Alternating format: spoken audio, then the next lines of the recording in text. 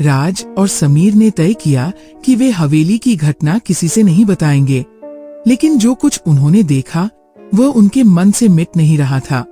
कुछ दिन बाद उन्हें पता चला कि गांव के बुजुर्ग इस हवेली के बारे में कई कहानियां जानते थे। गांव के बुजुर्ग से रहस्य खुलता है। दोनों दोस्त गांव के सबसे बुजुर्ग व्यक्ति पंडित नारायण के पास गए। नारायण जी इस हवेली के बारे में सुनते ही गंभीर हो गए। दो दोस्तों राज और समीर एक सुनसान पुरानी हवेली में प्रवेश करते हैं। उनके हाथों में टॉर्च है।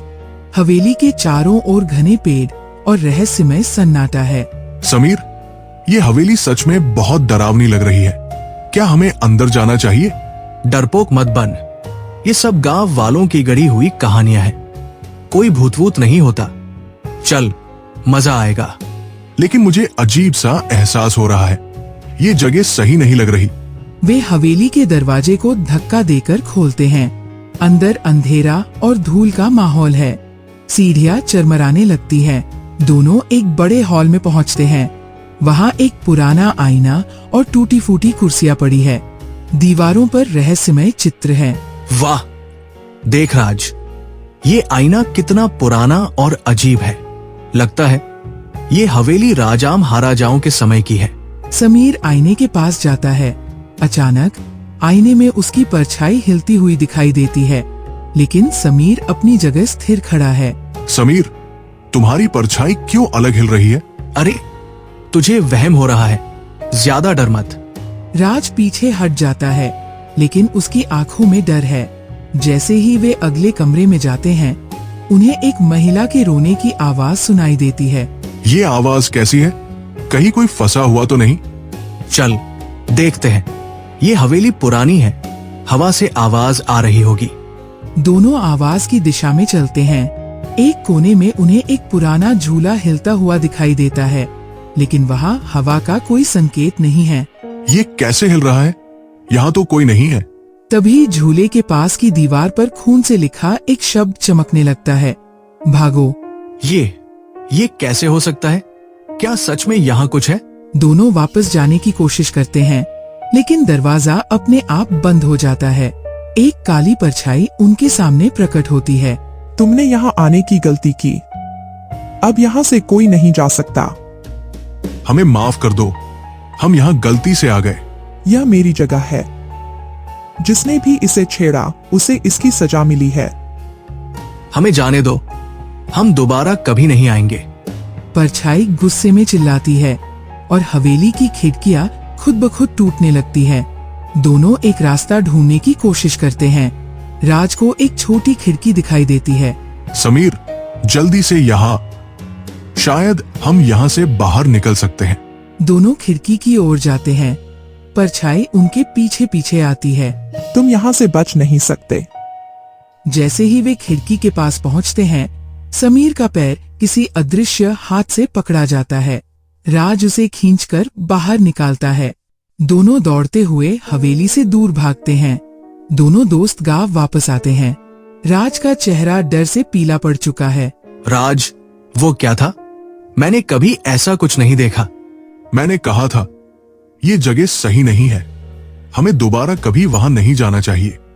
दोनों ने फैसला किया कि वे इस घटना के बारे में किसी से बात नहीं करेंगे, लेकिन हवेली का रहस्य उनके दिमाग में हमेशा बना रहा। क्या सच में भूत था या यह उनका भ्रम था? ये आज भी राज और समीर ने तय किया कि वे हवेली की घटना किसी से नहीं बताएंगे, लेकिन जो कुछ उन्होंने देखा वह उनके मन से मिट नहीं रहा था। कुछ दिन बाद उन्हें पता चला कि गांव के बुजुर्ग इस हवेली के बारे में कई कहानियां जानते थे। गांव के बुजुर्ग से रहस्य खुलता है। दोनों दोस्त गांव के सबसे बुजुर्ग व्यक्ति पंडित नारायण के पास गए।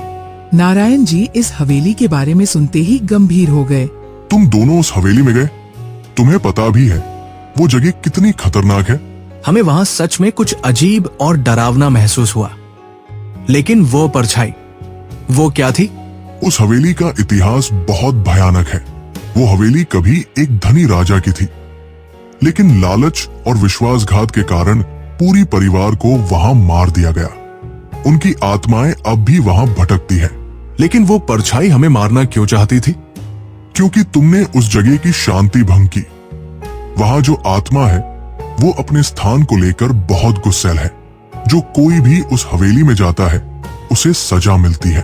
हवेली से लौटने के बाद राज और समीर की जिंदगी में अजीब घटनाएं होने लगी। राज को रातों में अजीब सपने आने लगे। सपने में वह उसी परछाई को देखता जो उसे पुकारती थी। समीर को अचानक चीजें गायब होने लगी। कभी कभी उसकी छाया भी अजीब लगती। एक रात राज ने अपने कमरे में खिड़की के बाहर वही परछाई देखी। वो खिड़की के पास गई, लेकिन जैसे ही उसने खिड़की बंद की, परछाई गुस्से में चीखी। दोनों दोस्त परेशान होकर फिर से पंडित नारायण के पास गए। पंडित जी, वो परछाई अब भी हमारे पीछे है, हमें क्या करना चाहिए? तुमने हवेली के भीतर जो अशांति फैलाई वो आत्मा तुम्हारा पीछा तब तक करेगी जब तक तुम इसे शांत नहीं करोगे। लेकिन कैसे? हम उस जगह वापस नहीं जाना चाहते। तुम्हें जाना होगा। उस आत्मा को शांति दिलाने के लिए एक अनुष्ठान करना होगा। बिना इसके वो तुम्हारा पीछा नहीं छोड़ेगी। राज और समीर नारायण जी के बताए अनुसार अनुष्ठान के लिए हवेली लौटते हैं। उनके साथ तांत्रिक भी होता है। जैसे ही वे हवेली में प्रवेश करते हैं, दरवाजे अपने आप बंद हो जाते हैं। परछाई फिर से प्रकट होती है। तुम फिर आए, अब कोई नहीं बचेगा। तांत्रिक मंत्र पढ़ना शुरू करता है। हवेली की दीवारें कांपने लगती हैं। परछाई चिल्लाती है, लेकिन मंत्र के प्रभाव से धीरे धीरे कमजोर होने लगती है। ये खत्म होगा ना? ध्यान मत भटकाओ, यह आत्मा बहुत ताकतवर है। आखिरकार परछाई हवेली के आईने में कैद हो जाती है। तांत्रिक आईने को तोड़ देता है। हवेली में सब कुछ शांत हो जाता है। राज और समीर को तांत्रिक ने चेतावनी दी कि अब वे कभी इस हवेली के पास न जाए। वे गांव लौट आते हैं, लेकिन उनके मन में सवाल बना रहता है, क्या आत्मा सच में खत्म हुई या कहीं और भटकने लगी? कौन है? ये क्या हो रहा है? मैं अभी गई नहीं हूँ। तुमने मुझे रोकने की कोशिश की, अब तुम इसकी कीमत चुकाओगे। कौन है वहाँ? पंडित जी, वो परछाई अभी भी हमारा पीछा कर रही है। तांत्रिक ने कहा था कि सब कुछ खत्म हो गया, लेकिन ऐसा नहीं हुआ। मैंने पहले ही कहा था, वो आत्मा बहुत शक्तिशाली है। वो इतनी आसानी से खत्म नहीं होती। आईना तोड़ने से उसका शरीर खत्म हुआ, लेकिन उसकी आत्मा अब तुम दोनों से जुड़ गई है। हम क्या करें? क्या इसे खत्म करने का कोई तरीका है?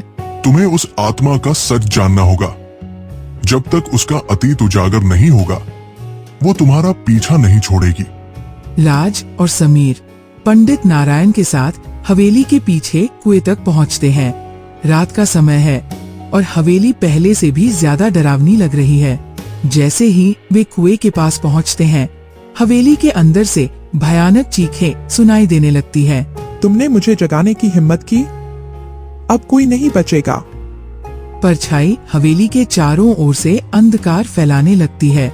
नारायण जी मंत्र जोर से पढ़ने लगते हैं। राज, जल्दी करो, रस्सी खींचो।